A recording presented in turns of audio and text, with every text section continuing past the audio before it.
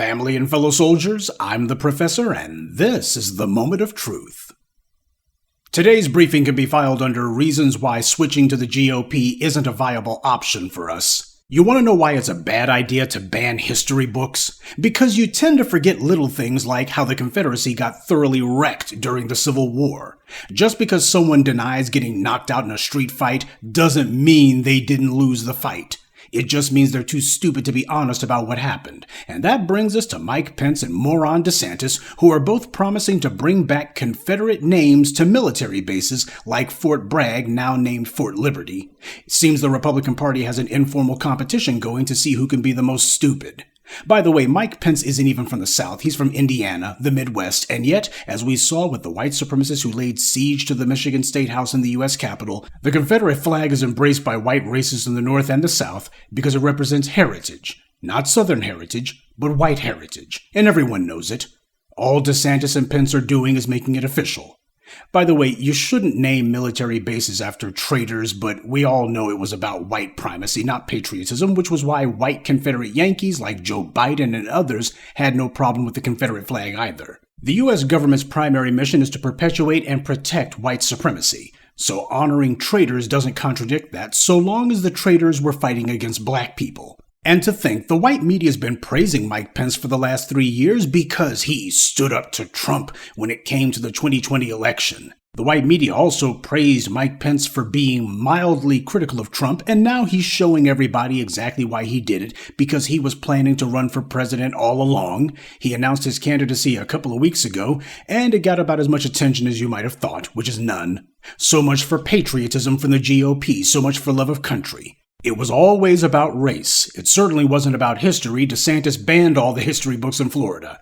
This is why you see these white supremacists who are all consumed with racist memes against black people. They post all their demonizations of black people because they hope it will turn the majority of white Americans into white extremists. And they can finally kick off their racial holy war. But it hasn't happened because the majority of white Americans aren't as stupid as these white extremists are. So because their memes and Twitter tweets have utterly failed to galvanize the white masses to take up arms against black people, that's why we see things like Dylan Roof.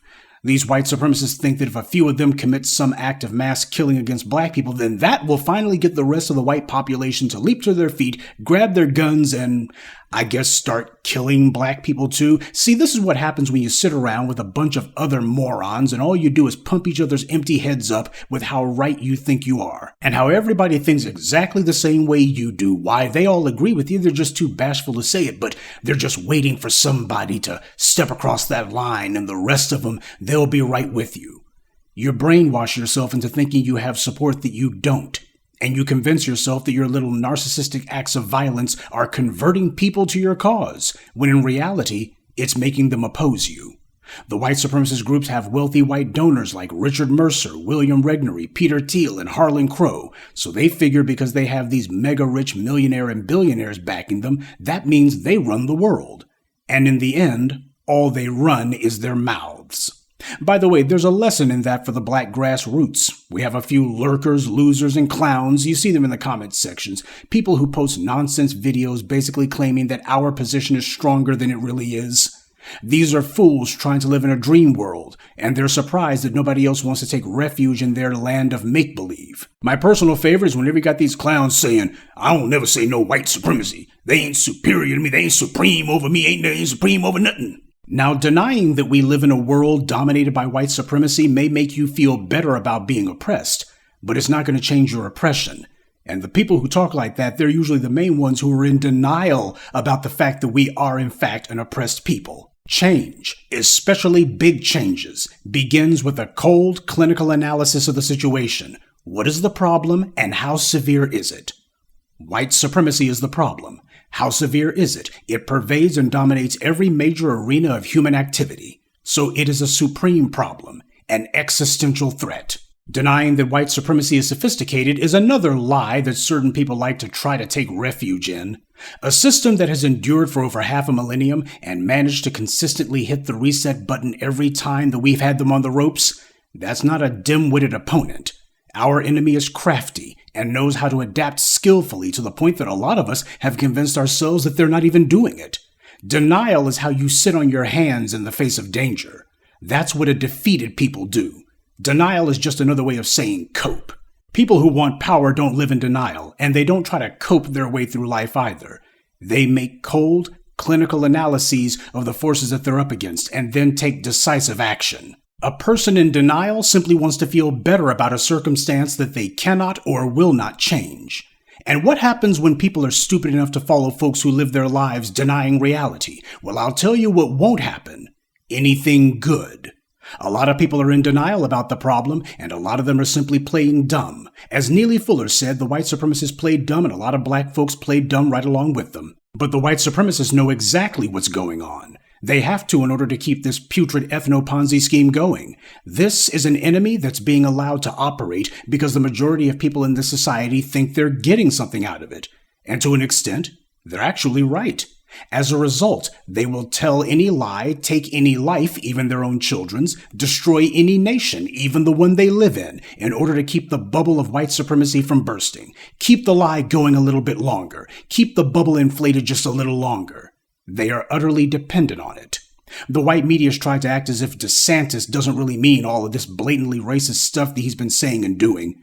They don't want Trump back in the White House, so they feel like they have to sugarcoat DeSantis' openly racist behavior and policies. And the more they deny it, the more racially hostile he becomes. And no matter what the racists at MSNBC or CNN tell you, DeSantis is not putting on an act. He's not simply making a spectacle of himself simply to get attention from the Republican base. This creep has been engaged in performative racist extremism long before he became the autocrat of the Banana Republic of Florida. When he was in Congress, he voted against sending FEMA relief to New York after Hurricane Sandy. He said New York should handle its own disaster relief. This from the clown whose state is hit by a few hurricanes practically every single year. DeSantis is not putting on a show, quite the opposite. He's always been a mouth-breathing, knuckle-dragging, drool-on-his-shoes anti-black racist. The only difference now is that he thinks Trump has opened the door for him, made a lane for him to be his true racist self. The white media doesn't want to admit that because they're still desperately trying to maintain white solidarity, and they will do this even to a suicidal extreme. There's plenty of historical precedent for this. Abraham Lincoln refused to punish the leaders of the Confederacy. He allowed Robert Lee, the commander of the Confederate Army, to live. Lee was a traitor through and through, responsible for hundreds of thousands of deaths. He should have been hanged. Instead, Abraham Lincoln let him go back home and even become a professor at Princeton University. And Jefferson Davis was another one. Davis was the leader of the Confederacy itself. He was the main one driving that whole mad scheme. Not only did Lincoln not have this bona fide traitor hanged like he should have, he didn't even make him serve much time in prison. And when Jefferson Davis got out of the hoosgow, he went right back to Virginia and continued the same seditionist rhetoric as before the war. Abraham Lincoln's goal was to maintain white solidarity, so rather than enforce the law and common decency, instead he said with malice towards none. He figured his fellow white supremacists in the Confederacy would reciprocate. Instead, they killed him. Or rather, Lincoln chose to commit suicide. The same thing happened in Germany. Everyone's familiar with the so-called beer hall push, when Hitler and his pals staged a militant demonstration in Berlin that ultimately led to a shootout between the Nazis and the police. 14 Nazis died and 4 cops. But what doesn't get talked about is that before he and his Nazi thugs went to Berlin, they first began the push by laying siege to the City Hall building in Munich. They took the city council and even the mayor hostage. This was what Hitler did before he marched on Berlin. Now, this was 1923, exactly 100 years ago. So before Hitler burned the Reichstag, before the Night of the Long Knives, before the March on Berlin, there was that takeover of the Munich City Hall. Now, taking hostages in Munich, combined with his armed attack on the government in Berlin, leading to over a dozen deaths, should have condemned him to be hanged. He was put on trial and convicted of high treason. But as we saw with the Confederacy, and even with the January 6 insurrectionists, the judges in Germany 100 years ago were totally sympathetic to the Nazis. So they sentenced Hitler to that pitifully light sentence, 5 years in a minimum security prison, of which he only served 8 months before he got out.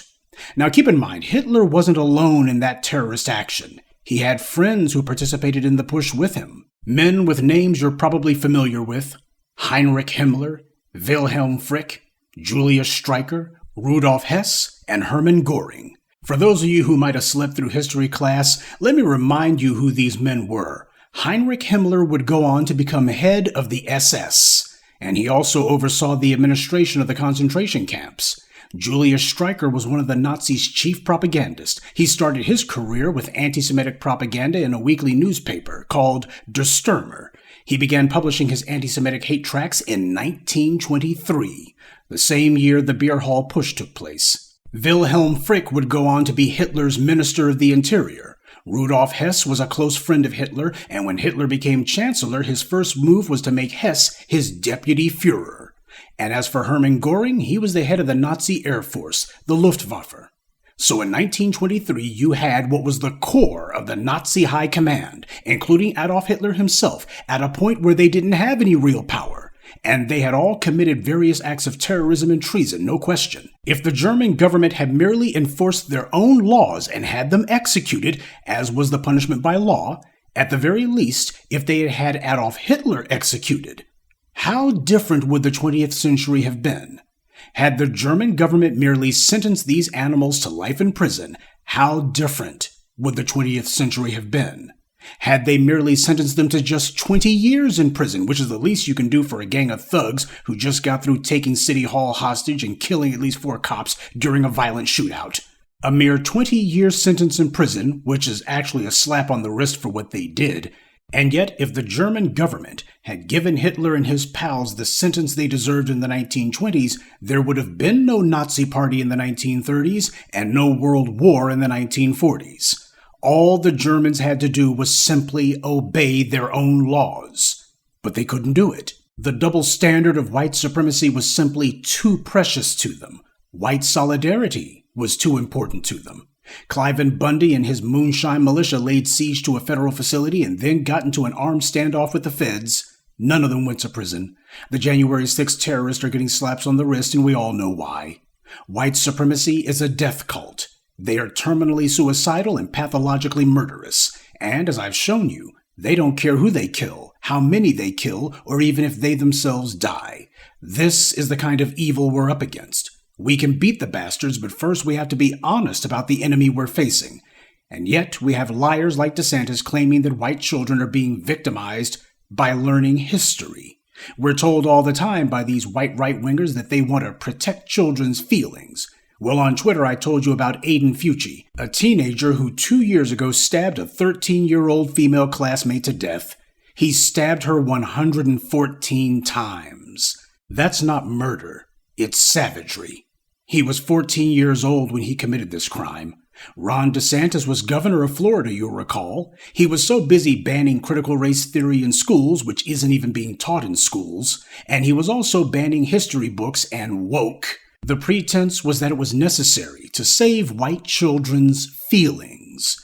But he didn't give a rip about white children's lives, because it wasn't critical race theory that killed 13-year-old Tristan Bailey. She wasn't killed by a history book either. Learning about slavery wasn't what killed her, and neither did woke. She was killed by a fellow classmate.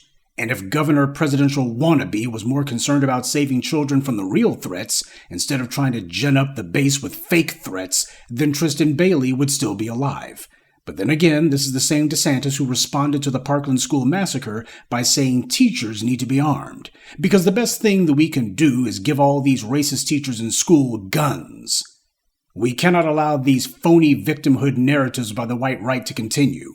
If your life is so comfortable and cushy and you're so pampered that the only thing you have to complain about are history books and books about poetry, then you're no victim. These are the hard and undeniable realities that white society is never told. The white media uses deflections, diversions, and outright lies to insulate people from the truth. Well, we don't need these white supremacists at all or any of their satanic ideas. We need power. We need independence. We need justice. And justice cannot coexist with anti-black racism because anti-black racism is the epitome of injustice. And we know that black empowerment is the very definition of justice because that's what these white supremacists actually fear. They don't fear acceptance of homosexuality or transgender anything because some of the most virulent anti-black racists have themselves come from the LGBT community, like Milo Snuffleupagus and Ed Buck, and nobody in that movement says boo about it. The white supremacists don't fear illegal immigration because the majority of these immigrants come from places that practice anti-black racism, as we saw with the Latinos on the Los Angeles City Council. The white supremacists don't fear feminism. Feminism was invented by the white supremacists. The white supremacists have created, funded, and propped up every so-called feminist you ever heard of, from Susan B. Anthony to Margaret Sanger to Gloria Steinem to Tarana Burke. The feminists have been shameless sock puppets for white power. There have been and are many systems of oppression in the world, but there has never been anything as uniquely evil as white supremacy. Because unlike other systems that tell discrete, specific lies, white supremacy is a lie from top to bottom. It relies on using a mountain of lies, reinforced by violence with impunity, to invent an alternate reality out of whole cloth and force everyone to try to live in that phony reality. This is something that no regime had ever achieved before. Gunpowder gave them their momentary advantage, and they've been trying to give that artificial advantage a new lease on life ever since. But no lie can last forever, no matter how much the beneficiaries of that lie need it to. Well, I'm glad that the GOP has decided to become the new Confederacy, because we're going to do them just like we did the last one. And the lesson for DeSantis, Pence, and the rest of those neo-Confederates will be that those who fail to learn from history aren't just doomed to repeat it. They're just doomed. Period. Good day, and be one. I'd like to take a moment to mention some of our contributors. Cloudwalker Z, Ginger Vine, Sean Dixon, Tyquin Campbell, and Earl Gates. Salute to them and thank you to everyone for listening, liking, and sharing this message.